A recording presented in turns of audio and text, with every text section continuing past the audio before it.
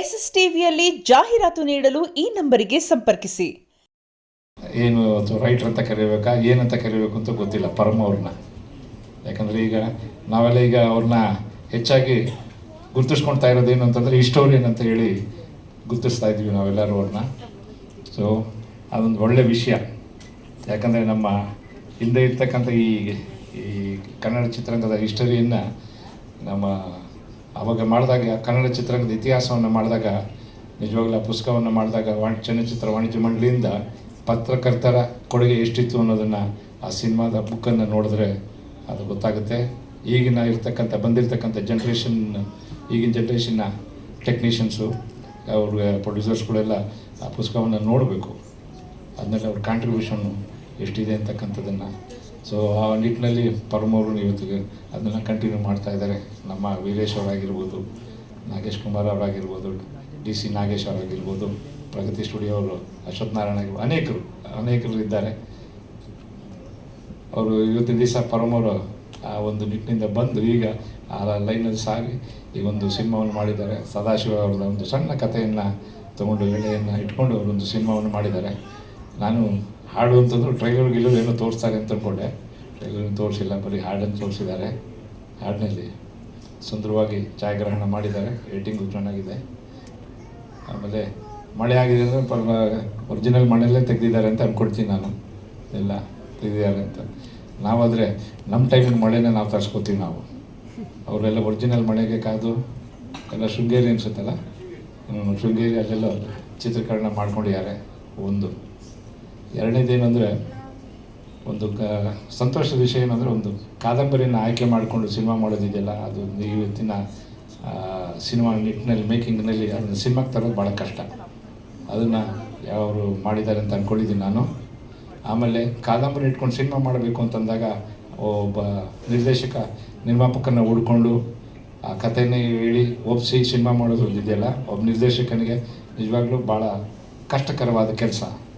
ಆ ಸಿನಿಮಾವನ್ನು ಕೊಟ್ಟ ನಂತರ ಆ ಸಿನಿಮಾವನ್ನು ಚೆನ್ನಾಗಿ ಮಾಡಿ ಎಲ್ಲ ಶ್ರಮವನ್ನು ಆ ಚಿತ್ರದಲ್ಲಿ ಹಾಕಿ ಅವರು ಒಳ್ಳೆಯ ಸಿನಿಮಾನ ಮಾಡಿಕೊಡ್ಬೇಕಾಗಿರೋದು ನಮ್ಮಂಥ ನಿರ್ದೇಶಕರ ಕರ್ತವ್ಯ ಆಗಿರುತ್ತೆ.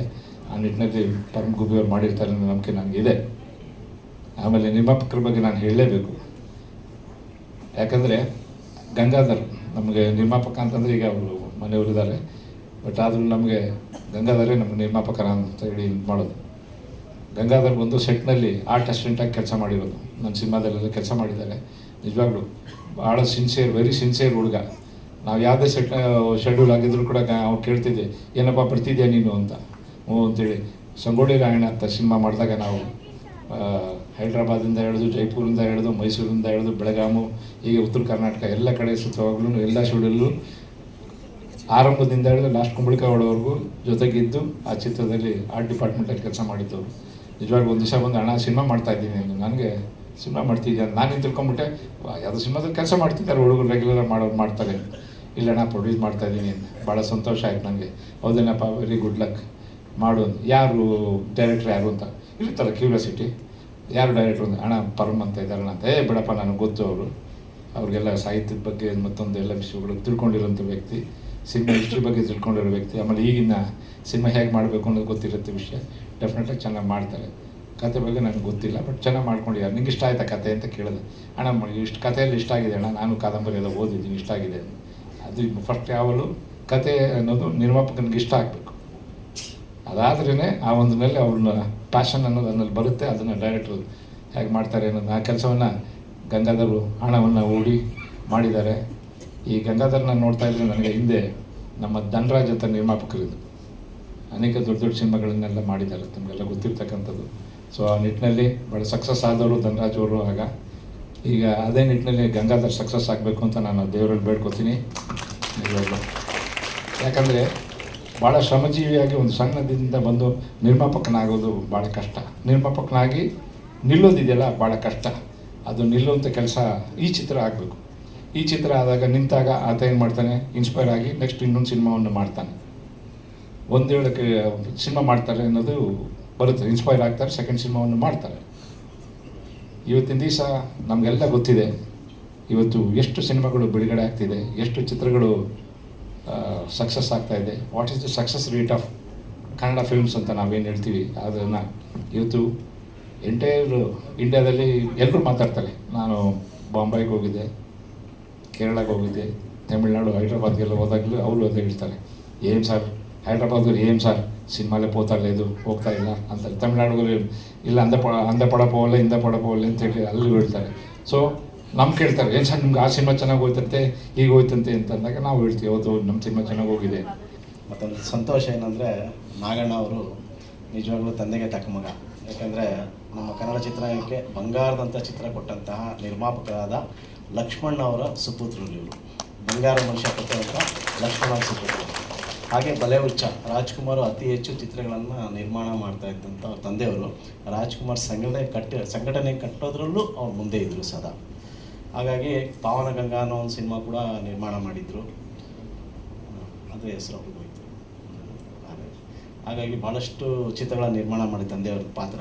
ತಂದೆಗೆ ತಕ್ಕ ಮಗ ಅನ್ನೋ ಹಾಗೆ ಅವರು ಕೂಡ ಇವತ್ತು ಬಂದು ನಮ್ಮ ಚಿತ್ರರಂಗದಲ್ಲಿ ನಾವು ಮಾಡ್ತಾ ಇರೋ ಸಣ್ಣ ಪುಟ್ಟ ಕೆಲಸಗಳಿಗೆ ಅವರು ಸಹಕಾರ ಕೊಡೋ ಜೊತೆಗೆ ಆಶೀರ್ವಾದ ಕೂಡ ಮಾಡಿದ್ದಾರೆ. ವಿಷ್ಣುವರ್ಧನ್ ಅವರು ಅತಿ ಹೆಚ್ಚು ಚಿತ್ರಗಳನ್ನು ನಿರ್ದೇಶನ, ಕೋಟಿಗೊಬ್ಬ ಇರ್ಬೋದು, ಅಲೋಡಿಯಾಡಿ, ಸಾಮ್ರಾಟ್ ಅಂತ ಚಿತ್ರಗಳನ್ನು ನಿರ್ದೇಶನ ಮಾಡಿದರು. ಉಪೇಂದ್ರ ಅವರು ಕೂಡ ಉತ್ತಮ ಚಿತ್ರ, ಮತ್ತು ದರ್ಶನ್ ಅವರಿಗೆ ಸಂಗೊಳ್ಳಿ ರಾಯಣ್ಣ ಅಂತ ಚಿತ್ರಗಳನ್ನು ಕೊಟ್ಟಂಥ ಗಣ್ಯರು ನಮ್ಗೆ ಭಾಳ ಇದ್ರ ಬಗ್ಗೆ ನಮ್ಮ ಗುರು ಸ್ಥಾನದಲ್ಲಿ ನಿಂತ್ಕೊಂಡು ನಾವು ನಿಜವಾಗ್ಲೂ ಇವತ್ತು ಬಂದಿರೋದು ಭಾಳ ಸಂತೋಷ ಆಗುತ್ತೆ. ಗುರುಗಳಾಗಿ ನಾವು ಅವ್ರ ಆಶೀರ್ವಾದ ಬೇಡ್ತೀವಿ, ಭಾಳ ಸಂತೋಷ ಆಗ್ತಿಲ್ಲ ಇವತ್ತೆಲ್ಲ ಬಂದಿರೋದ್ರಿಂದ.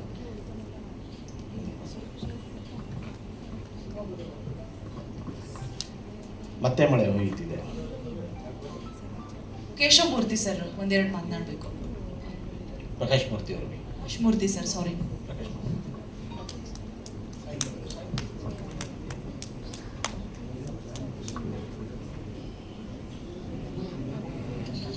ಎಲ್ರಿಗೂ ನಮಸ್ಕಾರ. ಮತ್ತೆ ಮಳೆ ಹೊಯ್ಯುತ್ತಿದೆ, ಎಲ್ಲ ನೆನಪಾಗುತ್ತಿದೆ. ಈ ಸಿನಿಮಾ ಒಂದು ಕಥೆ ಆಧಾರಿತವಾದದ್ದು. ಈ ಕಥೆಯನ್ನು ಬರೆದಂಥವರು 1977ರಲ್ಲಿ ಕನ್ನಡದ ಮಹತ್ವದ ಕಥೆಗಾರರಾಗಿದ್ದಂಥವರು. 1977ರಲ್ಲೇ ಈ ನಾಡನ್ನು ಬಿಟ್ಟು ಹೋದಂಥವ್ರು. ಇವತ್ತು ಅವರು ನಮ್ಮ ಜೊತೆ ಇಲ್ಲ, ಆದರೆ ಅವರ ಕಥೆ ಇವತ್ತಿಗೆ ಸಿನಿಮಾ ಆಗ್ತಾ ಇದೆ. ಅವರ ಆ ಕಥೆಯನ್ನು ಆಧರಿಸಿ ಒಂದು ಸಿನಿಮಾ ಮಾಡಬೇಕು ಅಂತ ಹೇಳಿ ಪರಮ್ ಗುಬ್ಬಿಯವರು ಮತ್ತು ಕಬಡ್ಡಿ ನರೇಂದ್ರ ಬಾಬು ಅವರು ಪ್ರಯತ್ನ ಪಟ್ಟಾಗ ಕಥೆಯ ಹಕ್ಕುಗಳನ್ನು ಪಡೀಲಿಕ್ಕೆ ಭಾಳ ಪ್ರಯತ್ನ ಪಡ್ತಾರೆ. ನಾನು ಹೇಳಿ ಕೇಳಿ ಸಿನಿಮಾದವನಲ್ಲ, ಒಬ್ಬ ಸಾಂಸ್ಕೃತಿಕ ಮತ್ತು ಸಾಮಾಜಿಕ ಪರಿಚಾರಕ. ಸಿನಿಮಾದ ಬಗ್ಗೆ ಅಗಾಧವಾದ ಒಲವು. ಶಾಲಾ ಕಾಲೇಜು ದಿನಗಳಲ್ಲಿ ದಿನಕ್ಕೆ 5 ಶೋಗಳನ್ನು ನೋಡಿದ ಉದಾಹರಣೆಗಳು ಕೂಡ ಇದೆ. 5 ಶೋಗಳನ್ನು ಕೂಡ ನೋಡಿದ್ದೇವೆ. ಶಿವರಾತ್ರಿ ಹಬ್ಬದ ದಿನ 5-6 ಶೋಗಳನ್ನ ನೋಡಿದ್ದೇವೆ. ಬೆಳಗಿನ ಜಾವ ಶೋಗಳನ್ನು ಕೂಡ ನೋಡಿದ್ದೇವೆ. ಸಿನಿಮಾದ ಬಗ್ಗೆ ನಾನು ಹೆಚ್ಚು ಮಾತನಾಡಲಿಕ್ಕೆ ಹೋಗಲ್ಲ. ಕೆ ಸದಾಶಿವರವರ ಒಂದು ಕಥೆಯನ್ನು ಆಧರಿಸಿ ಒಂದು ಸಿನಿಮಾವನ್ನು ಮಾಡುವ ಹಂತಕ್ಕೆ ಹೋದಾಗ ಒಂದು ಕಥೆಯ ಹಕ್ಕನ್ನು ಪಡಿಬೇಕಾಗ್ತದೆ. ಯಾವುದೇ ಬರಹಗಾರನ ಒಪ್ಪಿಗೆಯನ್ನು ಪಡಿಬೇಕಾಗತ್ತೆ. ಆ ಸಂದರ್ಭದಲ್ಲಿ ಪರಮ್ ಗುಬ್ಬಿಯವರು ಮತ್ತು ಬಾಬು ಅವರು ಭಾಳ ಪ್ರಯತ್ನಪಟ್ಟು ಅವರ ಇಡೀ ಕುಟುಂಬದ ಹುಡುಕಾಟವನ್ನು ಮಾಡ್ತಾರೆ, ಪ್ರಕಾಶಕರನ್ನ ಹುಡುಕಾಟ ಮಾಡ್ತಾರೆ. ಕೊನೆಗೆ ಎಲ್ಲಿಯೂ ಅವರಿಗೆ ಸಹಕಾರ ಸಿಗೋದಿಲ್ಲ. ಕೊನೆಗೆ ಅವರು ಕೈ ಚೆಲ್ಲಬಹುದಾಗಿತ್ತು ಅಥವಾ ಕಳ್ಳಾಟ ಆಡಬಹುದಾಗಿತ್ತು. ಕೈ ಚೆಲ್ಲಬಹುದಾಗಿತ್ತು, ಆ ಕತೆ ಬಿಟ್ಬಿಡ್ಬೋದಾಗಿತ್ತು, ಅಥವಾ ಆ ಕಥೆಯನ್ನು ಇಟ್ಕೊಂಡು ಕಳ್ಳಾಟ ಆಡ್ಬೋದಾಗಿತ್ತು. ಹೇಗೆ ಆ ಕಳ್ಳಾಟ ಅಂದರೆ ತನ್ನದೇ ಕತೆ ಅಂತ ಹೇಳಿ ಬಿಂಬಿಸಿ 77ರಲ್ಲೇ ತೀರುವುದಂಥ ಒಬ್ಬ ಕಥೆಗಾರನ ಕಥೆಯನ್ನು ತೆಗೆದುಕೊಂಡು ತಮಗೆ ಬೇಕಾದಾಗೆ ಅದನ್ನು ತಿರುಚಿಯೋ ಅಥವಾ ಹೇಗೋ ಬೇಕೋ ಹಾಗೆ ಅದನ್ನು ಮಾಡಿಕೊಂಡು ಸಿನಿಮಾ ಮಾಡ್ಬೋದಾಗಿತ್ತು. ಆದರೆ ಅದನ್ನು ಮಾಡಲಿಲ್ಲ. ಅಂಥದ್ದೊಂದು ಕೃತಿಚೌರ್ಯ ಮಾಡಿದೆ. ಕಥೆಗಾರರ ಪ್ರತಿಭೆಗೆ ದ್ರೋಹ ಮಾಡಿದೆ. ಆ ಕಥೆಗಾರರ ಕುಟುಂಬವನ್ನು ಹುಡುಕ್ತಾ ಅವರ ಶ್ರೀಮತಿಯು ತೀರೋಗಿರ್ತಾರೆ, ಮಗ ಕೂಡ ತೀರೋಗಿರ್ತಾರೆ. ಮಗಳು ವಿದೇಶದಲ್ಲಿದ್ದಾಗ ಆಕೆಯೂ ಕೂಡ ಈ ಕಥೆಯ ಬಗ್ಗೆ ನಮಗೆ ಯಾವುದೇ ವ್ಯಾಮೋಹ ಇಲ್ಲ, ನೀವು ಸದುಪಯೋಗ ಮಾಡಿಕೊಳ್ಳೋದಕ್ಕೆ ನಮಗೆ ಯಾವುದೇ ತಕರಾರಿಲ್ಲ ಅಂತ ಹೇಳ್ತಾರೆ. ಅಲ್ಲಿಗೆ ಅವರು ಅದನ್ನು ಒಪ್ಪಿಗೆ ಅಂತ ಅಂದುಕೊಂಡು ಸಿನಿಮಾನ ಮಾಡ್ಬೋದಾಗಿತ್ತು. ಆದರೆ ಆ ಕಥೆಗಾರರಿಗೆ ಸಲ್ಲಿಸಬೇಕಾಗಿರ್ತಕ್ಕಂಥ ಗೌರವವನ್ನು ನಾವು ಸಲ್ಲಿಸಬೇಕು. ಕಥೆಯ ಹಕ್ಕನ್ನು ಪಡೀಲಿಕ್ಕೆ ನಾವು ಏನನ್ನು ಅವರಿಗೆ ಗೌರವ ಸಂಭಾವನೆಯನ್ನು ಕೊಡ್ತಾ ಇದ್ವೋ ಅದೇ ಸಂಭಾವನೆಯನ್ನು ಅಥವಾ ಅದಕ್ಕಿಂತ ಜಾಸ್ತಿ ಆದರೂ ಚಿಂತೆ ಇಲ್ಲ ಅಂಥೇಳಿ ನಿರ್ಮಾಪಕರಾಗಿರ್ತಕ್ಕಂಥ ಗಂಗಾಧರ್ ಅವ್ರನ್ನ ಮತ್ತು ಅವರ ಶ್ರೀಮತಿಯವ್ರನ್ನ ಕುಟುಂಬದವ್ರನ್ನ ಒಪ್ಪಿಸಿ ಆ ಕಥೆಗಾರರನ್ನ ಕುರಿತಾಗಿ ಏನಾದರೂ ಒಂದಷ್ಟು ಕೆಲಸ ಮಾಡಬೇಕು ಅಂತೇಳಿ ಸಾಹಿತ್ಯ ಪರಿಷತ್ತಿನ ಒಬ್ಬ ಪರಿಚಾರಕನಾಗಿರ್ತಕ್ಕಂಥ ನನಗೆ ಸಂಪರ್ಕ ಮಾಡಿದಾಗ ಆ ಕಥೆಯ ಹಕ್ಕುಗಳನ್ನು ಪಡೀಲಿಕ್ಕೆ ಅವರು ಖರ್ಚು ಮಾಡಬೇಕಾಗಿದ್ದ ಹಣವನ್ನು ನಮ್ಮ ಪರಿಷತ್ತಿನ ಮೂಲಕ ಪ್ರಾಯೋಜಕತ್ವದಲ್ಲಿ ಏನಾದರೂ ಕಾರ್ಯಕ್ರಮ ಮಾಡಿ ಅಂತ ಹೇಳಿದ್ರು. ಒಂದು ಪುಸ್ತಕವನ್ನು ಬರೆಸಲಿಕ್ಕೆ ಎಲ್ಲ ಕಥೆಗಳನ್ನು ಅವರು ಸುಮಾರು 26-27 ಕಥೆಗಳನ್ನು ಮಾಡಿ ಅವರಿಂದ ಬಂದಿರತಕ್ಕಂಥದ್ದು ಒಂದೇ ಪುಸ್ತಕ. ಎಲ್ಲ ಇದರಲ್ಲಿ ಈಗಾಗಲೇ 4-6 ಕಥೆಗಳು ಸಿನಿಮಾಕ್ಕೆ ಅಳವಡಿಕೆ ಆಗಿದೆ, ಧಾರಾವಾಹಿಗಳಿಗೆ ಅಳವಡಿಕೆ ಆಗಿದೆ. ಈಗ ಮತ್ತೊಂದು ಕತೆ ಸಿನಿಮಾ ಆಗಿದೆ, ಮತ್ತೆ ಮಳೆ ಹೊಯ್ಯುತ್ತದೆ. ಭಾಗವಹಿಸಿರುವಂಥ ಎಲ್ಲ ಗೌರವಾನ್ವಿತರೆ, ಗೌರವಾನ್ವಿತ ನಿರ್ಮಾಪಕರೇ, ಅದೇ ರೀತಿ ನಿರ್ದೇಶನ ಮತ್ತು ಆ್ಯಕ್ಟರ್ ಆಗಿ ನಟಿಸಿರುವಂಥ ಶ್ರೀಯುತ ಕಿರಣ್, ಜಯವರ್ಧನ್, ಕಿರಣ್, ಲಿಖಿತ್ ಹಾಗೂ ಎಲ್ಲ ನಟಿಯರು ಹಾಗೂ ಎಲ್ಲ ಕಲಾ ವೃಂದದವರೇ, ಈ ಒಂದು ಕಾರ್ಯಕ್ರಮದಲ್ಲಿ ಭಾಗಿಗಳಾಗಿರುವಂಥ ಕಲಾ ಪ್ರೇಕ್ಷಕರೇ, ಮಾಧ್ಯಮದ ಮಿತ್ರರೇ, ಶ್ರೀಯುತ ಕೆ ಸದಾಶಿವ ಅವರ ಕಾದಂಬರಿ ಆಧಾರಿತವಾದಂಥ ಮತ್ತೆ ಮಳೆ ಹುಯ್ಯುತ್ತಿದೆ ಅಂತಕ್ಕಂಥ ಸಿನಿಮಾದ ಟ್ರೈಲರ್ ಇವತ್ತು ಬಿಡುಗಡೆ ಆಗ್ತಿರುವಂಥದ್ದು ತುಂಬ ಸಂತೋಷವನ್ನು ತಂದಿದೆ. ಕಲೆಗೆ ಬೆಲೆ ಕಟ್ಟಲಿಕ್ಕಾಗಲ್ಲ, ಕಲೆಗೆ ತನ್ನದೇ ಆದಂಥ ಮೌಲ್ಯ ಇದೆ.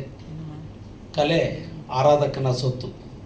ಯಾರು ಅದನ್ನು ಪ್ರೀತಿಸಿ ಗೌರವಿಸ್ತಾರೋ ಆ ಸ್ಥಾನದಲ್ಲಿ ಉನ್ನತಕ್ಕೆ ಬರ್ತಕ್ಕಂಥದಕ್ಕೆ ಸಾಧ್ಯ ಆಗ್ತದೆ. ಇವತ್ತು ಗಂಗಾಧರ್ ಅವರ ಪುತ್ರರಾದಂಥ ಲಿಖಿತ್ ಅವರೆಲ್ಲ ಸಂಗಡಿಗರು ಕೂಡ ಸೇರಿ, ಅದೇ ರೀತಿ ಚಿತ್ರ ನಟಿಯರು ಸೇರಿದಂತೆ ಒಂದು ಚಲನಚಿತ್ರ ಇವತ್ತು ಬಿಡುಗಡೆ ಆಗುವಂಥ ಒಂದು ಮಧ್ಯಮ ಹಂತಕ್ಕೆ ಬಂದಿರುವಂಥದ್ದು ಮುಗಿದಿದೆ. ಟ್ರೈಲರ್ ಬಿಡುಗಡೆಯಾಗಿ ಇನ್ನೇನು ತೆರೆ ಕಾಣುವಂಥ ಒಂದು ಸಂದರ್ಭ ಬಂದಿರುವಂಥದ್ದು ಕೂಡ ಸ್ವಾಗತಾರ್ಹವಾದಂಥ ವಿಚಾರ. ಈಗರೆ ಡಾಕ್ಟರ್ ರಾಜ್ಕುಮಾರ್ ಅವರು ಇವತ್ತು ದೈಹಿಕವಾಗಿ ನಮ್ಮ ಮುಂದೆ ಇಲ್ಲ, ಆದರೆ ಅವರ ನಟನೆ, ಅವರ ಕಲೆ ಇವತ್ತು 7 ಕೋಟಿ ಕನ್ನಡಿಗರ ಹೃದಯದಲ್ಲೂ ಕೂಡ ಬೇರೂರಿದೆ ಅಂತಕ್ಕಂಥದ್ದನ್ನು ಹೇಳಲಿಕ್ಕೆ ಬಯಸ್ತೇನೆ. ಏಕೆಂದರೆ ಅವರು ರಂಗಭೂಮಿಯಿಂದ ಮೇಲೆ ಬಂದಂಥ ಒಂದು ಬೇರು ನಟರಾಗಿರ್ತಕ್ಕಂಥದ್ದು. ಏಕೆಂದರೆ ನನಗೆ ತಿಳಿದಿರುವಂಗೆ ಹಣ ಇದ್ದವರೆಲ್ಲ ನಟರಾಗಲಿಕ್ಕಾಗಲ್ಲ, ನನಗೆ ತಿಳಿದಿರೋ ಒಂದು ಇದ್ರ ಪ್ರಕಾರ. ಏಕೆಂದರೆ ಆ ಕಲೆಗೆ ಯಾರು ಗೌರವಿಸ್ತಾರೋ ಆರಾಧಿಸ್ತಾರೋ ಅವರು ಉನ್ನತ ಮಟ್ಟಕ್ಕೆ ಬರ್ತಕ್ಕಂಥದ್ದಕ್ಕೆ ಸಾಧ್ಯ. ಮೂರ್ತಿಯವರು ಕೃಷ್ಣ ಅಲ್ಲಳ್ಳಿ ಅವ್ರಿಗೆ ಒಂದು ಸಣ್ಣ ಸಲಹೆ ಅಂದರೆ ಸಹಜವಾಗಿ ಏನೋ ಹೇಳ್ತಾರೆ ನೋಡಿ, ಕೆ ಸದಾಶಿವ ಅವರು ಬರೆದಿರೋ ರಾಮನ ಸವಾರಿ ಸಂತೆಗೆ ಒಟ್ಟದ್ದು ಒಂದು ಮಗುವಿನ ದೃಷ್ಟಿಕೋನದ ವ್ಯೂ ಪಾಯಿಂಟಿಂದ ಇಡೀ ಒಂದು ಕಾಂಪ್ಲೆಕ್ಸ್ ಡೈವರ್ಸ್ ಅನ್ನೋ ಕಥೆನ ಭಾಳ ಚೆನ್ನಾಗಿ ಹೇಳ್ತಾರೆ ಅಂತ. ಆ ಸಂದರ್ಭದಲ್ಲಿ ಕೃಷ್ಣ ಅಲ್ಲಳ್ಳಿ ಹೇಳ್ತಾರೆ, ಒಂದು 20-25 ದಿನ ಬಿಟ್ಟು ಬಂದು ಕಾಡೋನ ತೊಗೊಂಡು ಬಂದು ನೋಡಿ ಮೇಷ್ಟ್ರೆ, ನಾನು ಬರೆದಿದ್ದೀನಿ, ಅಷ್ಟೇ ಕಾಂಪ್ಲೆಕ್ಸ್ ಇದೆ, ಒಂದು ಕಾದಂಬರಿ ಬರೆದಿದ್ದೀನಿ ಅಂತ ತಂದು ಅವ್ರ ಮುಂದೆ ಇಡ್ತಾರೆ. ಕಾಡು ಹುಟ್ಟಕ್ಕೆ ಇಡೀ ನವ್ಯದ ಉಚ್ಛ್ರಾಯ ಸ್ಥಿತಿಯಲ್ಲಿ ಹೊಸ ಹೊಸ ಮಜಲುಗಳನ್ನ ಕಂಡುಕೊಳ್ಳೋಕ್ಕೆ ಭಾಳ ಒಂಥರದ್ದು ಭಾಳ ಕ್ರಿಯಾಶೀಲವಾಗಿ ಬರೆದಂಥ ಕೆಲವು ಸಣ್ಣ ಕಥೆಗಳಲ್ಲಿ ಅತ್ಯಂತ ಮಹತ್ವಪೂರ್ಣ ಸಾಹಿತಿ ಅನ್ನಿಸ್ಕೊಂಡು ಹೋದವರು ಭಾಳ ಸಣ್ಣ ವಯಸ್ಸಿಗೆ ಕಾಲವಾಗ್ತಾರೆ. 79 ಕಾಲವಾಗ್ತಾರೆ ಕೆ ಸದಾಶಿವ ಅವರು. ಹೌದು, ನಲ್ಲಿಯಲ್ಲಿ ನೀರು ಬಂತು, ರಾಮನ ಸವಾರಿ ಸಂತೆಗೆ ಹೊಂಟದ್ದು, ಮತ್ತೆ ಮಳೆ ಹೊಯ್ಯುತ್ತಿದೆ, ಎಳವನ ಹೆಗಲ ಮೇಲೆ ಕುರುಡ ಕೂತಿದ್ದಾನೆ, ಇವೆಲ್ಲ ಭಾಳ ಕನ್ನಡ ಸಾಹಿತ್ಯದ ಭಾಳ ಉತ್ಕೃಷ್ಟ ಕೃತಿಗಳು. ಆ ಥರದ ಒಂದು ಇದನ್ನು ನಾನು PUC ಮುಗಿಸಿ ಡಿಗ್ರಿ ಬರೋ ಹೊತ್ತಲ್ಲಿ ಎನ್ ಎಸ್ ಶಂಕರ್ ಅವರು ಇದನ್ನು ದೂರದರ್ಶನಗೆ ಮಾಡಿದರು. ಆವಾಗ ನಾನು ಸಹಾಯ ನಿರ್ದೇಶಕನಾಗಿ ಕೆಲಸ ಮಾಡಿದ್ದೆ. ಪರಮವ್ರಿಗೆ ಒಂದಿನ ಹೇಳಿದೆ, ನನಗೆ ಕೆ ಸದಾಶಿವ ಅವ್ರದ್ದು ಗೊತ್ತಿಲ್ಲ, ಏನೋ ಶರತ್ ಮಗ ಇದ್ದರು, ಅವ್ರ ಸೊಸೆನೂ ಇಲ್ಲ, ಇವರು ತೀರ್ಕೊಂಡಿದ್ದಾರೆ, ನನಗೆ ಕುರುಡನ ಹೆಗಲ ಮೇಲೆ ಎಳವನ ಹೆಗಲ ಮೇಲೆ ಕುರುಡ ಕೂತಿದ್ದಾನೆ ಕೃತಿಗೆ ರೈಟ್ಸ್ ಬೇಕು, ಆದರೆ ನೀವು ಮಾಡ್ಕೊಳ್ಳಿ, ಇದನ್ನು ಸಂತೆ ಅದು ಮತ್ತೆ ಮಳೆ ಹುಯ್ಯುತ್ತಿದೆ, ನೀವು ಮಾಡಿ, ನಿಮ್ಗೆ ತುಂಬ ಚೆನ್ನಾಗಾಗತ್ತೆ ಅಂತ ಹೇಳಿದ್ದೆ. ತುಂಬ ಶ್ರದ್ಧೆಯಿಂದ ಅದನ್ನು ಅಡ್ರೆಸ್ ಹುಡ್ಕೊಂಡು ಬಂದರು. ಹಾಗಾಗಿ ಈ ಸಿನಿಮಾ ನಮ್ಮ ಜೊತೆಗೆ ನನ್ನ ಕಬೀರಾಗೆ, ಕಬಡ್ಡಿಗೆ ಎಲ್ಲ ನನ್ನ ಜೊತೆಗೆ ತುಂಬ ಚೆನ್ನಾಗಿ ಸಾಥ್ ಕೊಟ್ಟವರು ಗಂಗಣ್ಣ ಆರ್ಟ್ ಅಸಿಸ್ಟೆಂಟ್ ಆಗಿ ನನಗೆ ಎಲ್ಲ ಚಿತ್ರಗಳಲ್ಲೂ ಒಂಥರ ಅಣ್ಣನಾಗಿ ತುಂಬ ಕಷ್ಟದ ಟೈಮಲ್ಲಿ ಜೊತೆಗೆ ನಿಂತ್ಕೊಂಡು ಕೆಲಸ ಮಾಡೋರು ನನ್ನ ಜೊತೆಗೆ. ಹಂಗಾಗಿ ಅವ್ರ ಮಗನಿಗೆ ನಾನು ಇಂಟ್ರೊಡ್ಯೂಸ್ ಮಾಡಿಸ್ತೀನಿ ಅಂದಾಗ ನಾನು ಹೇಳಿದೆ, ಮಾಡೋದು ಮಾಡ್ತೀವಿ, ಒಂದು ಸಾಹಿತ್ಯ ಕೃತಿ ಮಾಡಿ ಅಲ್ಲಿಂದ ಶುರು ಮಾಡೋಣ ಅಂತ. ಹಂಗಾಗಿ ಈ ಸಿನಿಮಾ ಶುರು ಆಯಿತು. ಹಂಗಾಗಿ ಈಗ ಇಲ್ಲಿ ತನಕ ಬಂದಿದೆ. ಇನ್ನು ಬಿಟ್ಟಿದ್ದು ನಿಮಗೆ. ನೀವು ಏನು ಹೇಳ್ತೀರಿ, ನೀವೇನು ಹೇಳ್ತೀರಿ, ಅದಕ್ಕೆ ನಾವು ತಲೆ ಬಗ್ಗಲೇಬೇಕು. ಧನ್ಯವಾದಗಳು. ಎಲ್ರಿಗೂ